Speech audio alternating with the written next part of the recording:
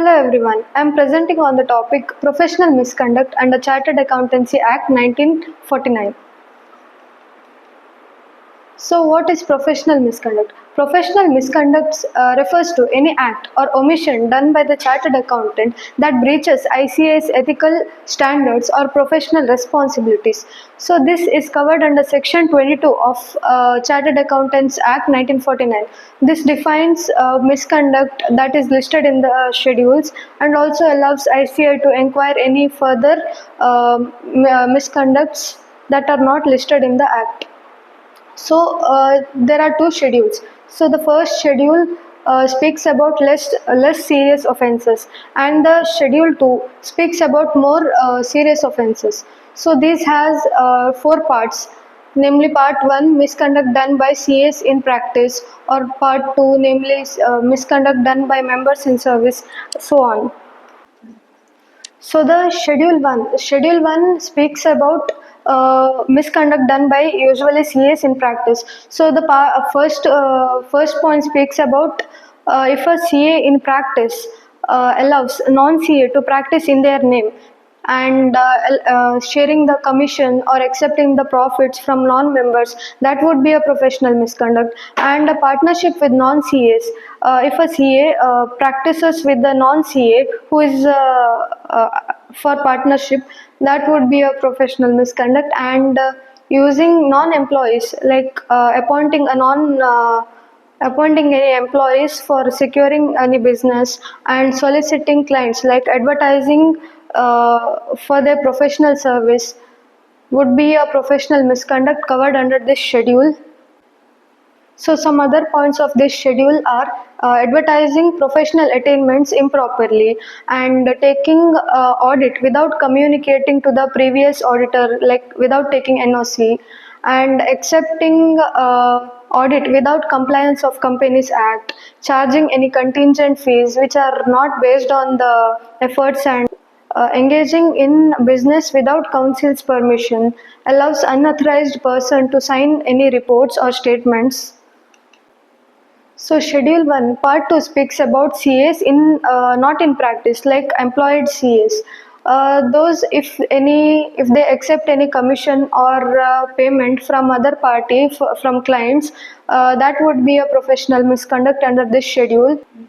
If a CA acts as a fellow without being a fellow, it would be a professional misconduct under Part 3. Part 3 speaks for generally CAs in practice and also for employees. And if ICA provides needs any information and he fails to provide any information to the ICA and giving false information or tenders or ad, that would be a professional misconduct under this schedule. And part 4 is other misconduct. That is also like general misconduct. It is applicable for both CAs in profession as well as employees. If a CA is convicted for offense up to 6 months and he does any act that brings disrepute to the profession, it would be a professional misconduct. And let's speak about Schedule 2. So Schedule 2 refers to more serious offences. So first thing is disclosing client information without consent from the client, and submitting reports without proper examination, and associating his name with speculative earnings, and expressing opinion in vested interest. If he fails to disclose any material facts and does not report any material misstatement in the audit reports, and gross negligence or lack of diligence, fails to get sufficient information from the clients when he needed to get sufficient information, and ignoring some of the material misstatement and deviation in the financial statements, and misusing of the client funds.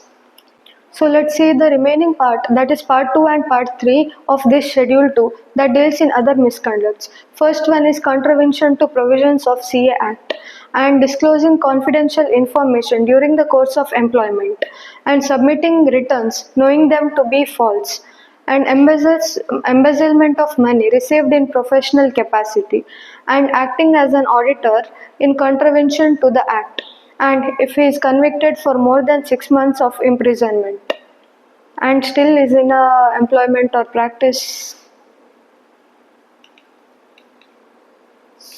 So the role of NFRA in investigation. So NFRA can anytime investigate for the CAs. It can do on suo moto basis or on referral basis. It can debar or impose fines on the members. So the penalty will differ according to the series of offences. So the Schedule 1 offences will be dealt by Board of Discipline. If it can handle the cases by suspending the members or just warning the members or imposing fine of 1 lakh, and disciplinary committee can deal in by suspending or removal of the members or imposing penalty of 5 lakhs and permanent debar of the members. So not only these misconducts are covered in ICA Act, it can also deal in some other misconducts which are not in the Act as well, like misuse of designation, harassment, misrepresentation, etc. Thank you.